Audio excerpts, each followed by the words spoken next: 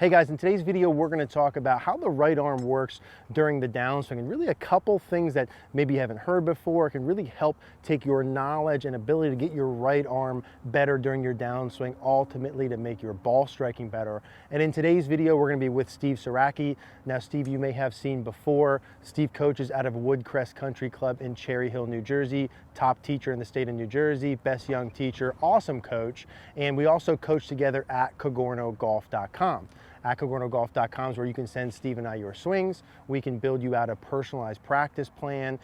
We give you access to everything we have, all of the master classes, all the practice videos, everything you need to take your game to the next level, regardless of where your game is at CogornoGolf.com. We would love to work with you there. We'll put a link down in the description down below, but let's get the video started. Okay, so let's talk about how the right arm, Steve, works in the downswing. So let's assume someone gets up to the top of the swing with a fairly normal alignment, right? And what are the things that we're looking for with the right arm?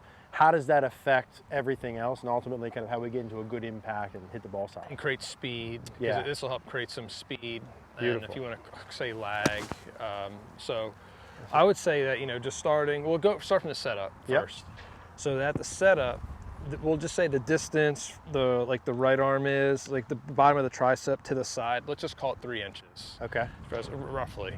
And let's dig into this too, because I think a lot of people would be curious to know these finer details. Yeah. So if we're saying like 3 inches from the elbow, again, rough estimate. Yeah, to where the body is. And as you're setting that up, we're also saying the elbow, the pit of the elbow, right, pointed in this direction. Yep, facing the camera. Okay. Some amount of bend to it. Yeah.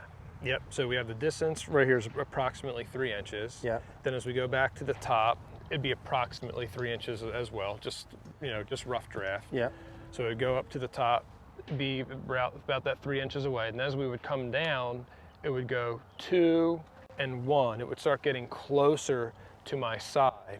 And as the right arm's getting closer to the side, that's helping create some lag or some wrist bend. And it's also helping keeping the shaft more forward. It's helping creating club head speed.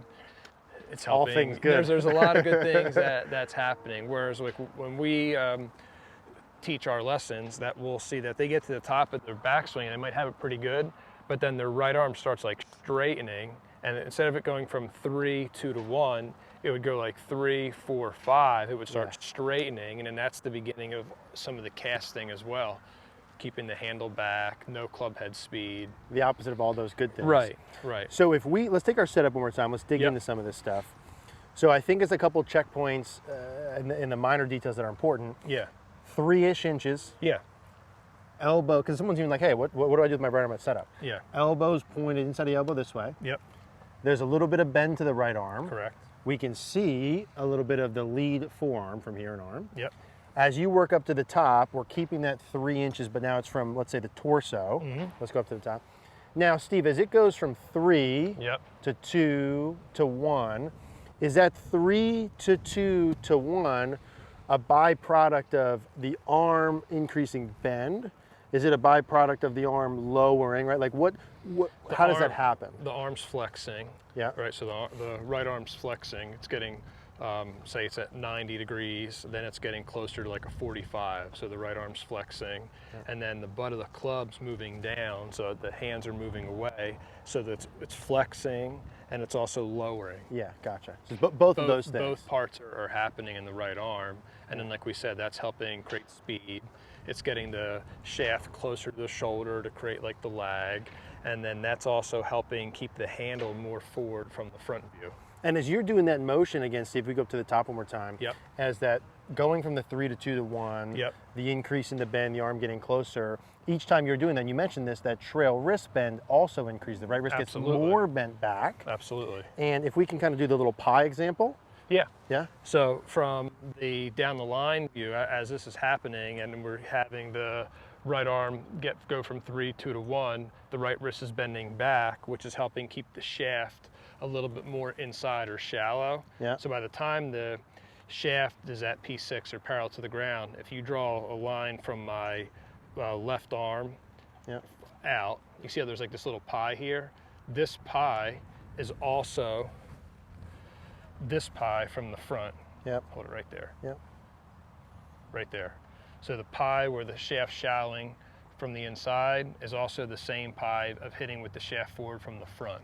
Yeah, and why that arm moving, getting the right wrist back, et cetera, is so important, kind of getting that at that 4 o'clock-ish angle we always talk about, is to be able to get the handle forward, yeah, right? you're doing two things. You're shallowing the club to help hit more from the inside, and at the same time you're doing that, it's also pushing the handle more forward from the front view. So someone comes in, they say, hey, give me just textbook answers to how the right arm works. That's what that is, right? That's what that is. In a synopsis, yeah. It's the first paragraph of the chapter. Yeah. It's a good place to start. It's an intro. Yeah. Now, if someone is doing the opposite, which a lot of us do, we're not going 3, 2, 1, we're going 3, 4, 10, yeah, and we have the reaction to it. Okay, I get that. Now, how do I start? What do I do here? What do I feel? How do I start doing this? Am I doing right arm onlys? Yeah, good question. I would like pick a ball up and kind of just like throw it just to get the feel of how like the elbows like coming forward and getting like closer to the side. Yep. You know, like a second baseman fields the ball and he takes a step and kind of just flings it over to first. That's kind of the motion. Yeah. Where there's like creating some like lag in the arm to help keep the wrist bent back, to help keep the club more behind you. And you could also hit one-handed shots.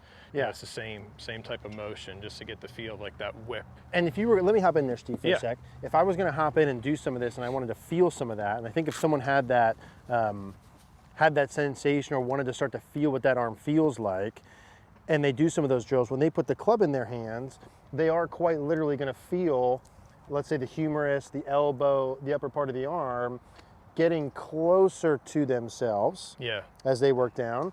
Now there's going to be some like external, internal rotation pieces with that. Absolutely. Right? So the elbows staying closer together works in with that. All these pieces are working together where I'm getting my elbow closer to me and as I'm working through my impact zone.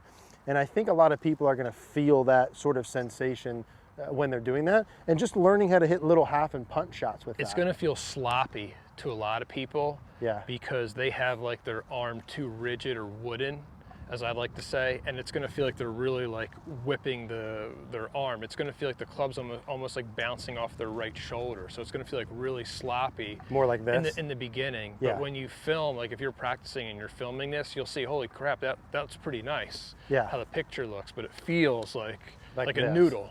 And then as I'm starting to hit with that, I'm trying to retain and feel that. For me, that feels like I'm getting my elbow more in front, getting my elbow closer to my left, so right back into that. Yeah. I'm gonna hit a little half and with that because I like and need more of that little feel. And then obviously as I'm working through here, I'm recording this from face on. I'm using video for feedback as I go with that. So I love that. I think that's pretty simple in terms of feel for someone. And then they can use the camera, they start using that feel when they come down. And the purpose of all of those things, to be able to have the chain reaction, right, to get the right wrist bend, to get the club head inside the hands, the solid contact, etc. So that's how the right arm works, textbook style, first paragraph intro, simple stuff. It's a good start. And a couple of drills and feels. If you guys have any questions, as always, leave a comment down below. Hey guys, thanks for watching today's video. If you liked the video, do us a favor, click that like button down below. Really helps us get our videos out to more people so we can keep making videos for you guys here for free. Click that subscribe button down below if you haven't already. If you do like these YouTube style videos, and this in particular, we're gonna put a recommended video on the screen here for another YouTube style video. If you would like more coaching, we'll put a card on the screen for cogornogolf.com. We'd love to see you there.